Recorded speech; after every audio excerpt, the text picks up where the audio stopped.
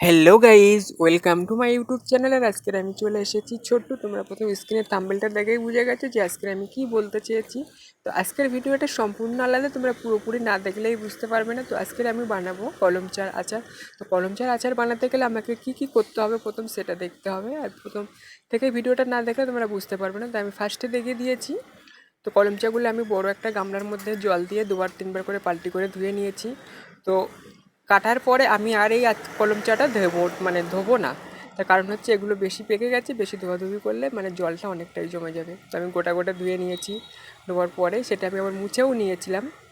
তারপরে আমি এটা কেটে নিচ্ছি। তারপরে কাটার পরে আমি দেখেছো বীজগুলো সব ফেলে দিয়েছি।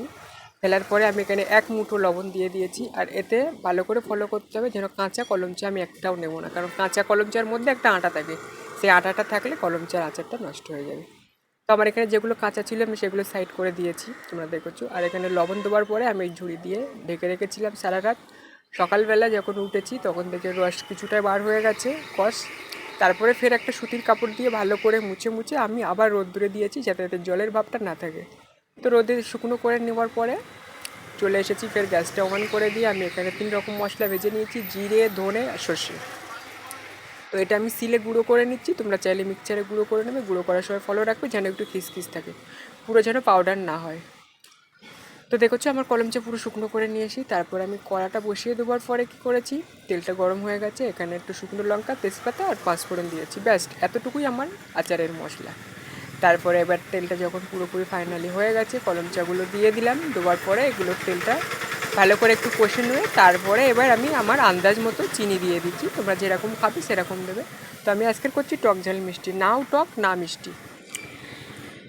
তো সব কিছু মিলিয়ে এই ছিল আজকের ভিডিও। তো দেখো কেমন হয়েছে। আর এখানটাতে চিনিটা দেওয়ার পরে অনেকটাই জল বার হবে। তো এই জলটা পুরোপুরি শেষ হয়ে যাবে তখনই আমি ওই বাটা মশলাটাই দেবো, কারণ বাটা মশলা এখন দিলে সব জড়িয়ে যাবে। দেখো আমার জলটা অনেকটাই শেষ হয়ে গেছে। তো আমি এখানটাতে অল্প করে এখন মশলা দিচ্ছি। মশলা আমার 3 রাউন্ড দিতে হবে, কারণ একসঙ্গে দিলে দলা দলা হয়ে যাবে।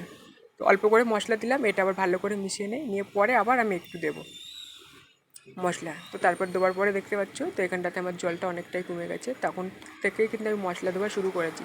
জল অবস্থায় মশলা দিলে কিন্তু মশলাটা দলা হয়ে যেত, মানে কারোর গায়ে লাগতো কারোর লাগতো না। তো জলটা যখন কমে গেছে তখনই আমি মশলাটা দিয়ে দিচ্ছি। আর জল থাকা অবস্থায় মশলা দিলে কিন্তু দলা হয়ে যাবে, মশলা চিনির সঙ্গে দলা হয়ে যাবে, চিনিটা আর গুলবে না। তো চিনিটা যখন গুলে পুরো একদম ক্লিয়ার হয়ে গেছে তখনই আমি মশলা দেওয়া অল্প অল্প করে শুরু করেছি।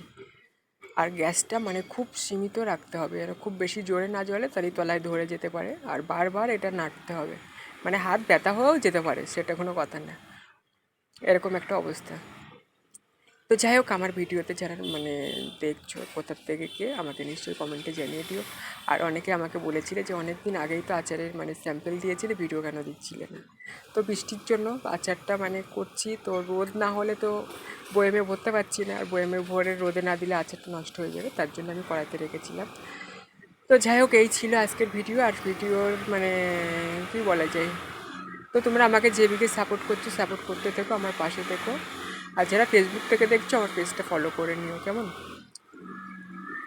আর তোমরা এদিকেও পারলে একবার ট্রাই করে খেয়ে দেখো কেমন। আর আমি যে কাঁচা কাঁচা কলমচা আমি বার করে নিয়েছিলাম সেগুলো দেখো আমার নিচেতে ঝুড়িতে রাখা রয়েছে, কিন্তু আমি কাঁচা কলমচা একটাও নেইনি। কাঁচার মধ্যে কাঁচা কলমচায় যে আচার হবে না এরকম কোনো কথা না, ওগুলো কাটার পরে ভালো করে ধুয়ে নিতে হবে, ধুয়ে নিয়ে রোদে ভালো করে শুকনো করতে হবে। তো এখন বর্ষার সময়, তো এখন তো রোদের কোনো পাওয়া যায় না, তো শুকনো করাটা অসম্ভব। তার জন্য আমি কাঁচাগুলো নেইনি, আমি পাকাগুলো নিয়েছি। কাঁচাগুলো আমি এক সাইড করে রেখেছি, ওগুলো দেখি আস্তে আস্তে যখন পেকে যাবে তখনই আমি ওগুলো আবার ঠিক করবো। তো যাক, ফাইনালি আমার হয়ে গেছে। আর আজকের আমি বয়ামের মধ্যেই যে আচারটা ঢেলে নিয়ে নিচ্ছি। তো পরে এটা এবার 2-4 দিন রোদ খাওয়ালে ব্যাস এটা আবার ঠিক জায়গায় চলে আসবে।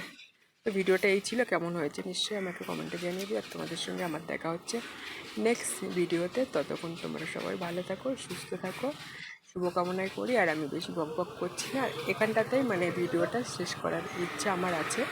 আর কলম চা আচারটা করতে আমার প্রায় 1 থেকে 1.5 ঘন্টা মতো সময় লেগে গেছিলো। আর এটা 2 দিন ধরে টাইম দিতে হয়েছে। যে আমি 10 মিনিটে ভিডিওটা শেষ করছি বলে যে এই নয় যে আমার 10 মিনিটে ভিডিওটা হয়েছে, কেমন। এটাই ভিডিও শেষ করছি, টাটা।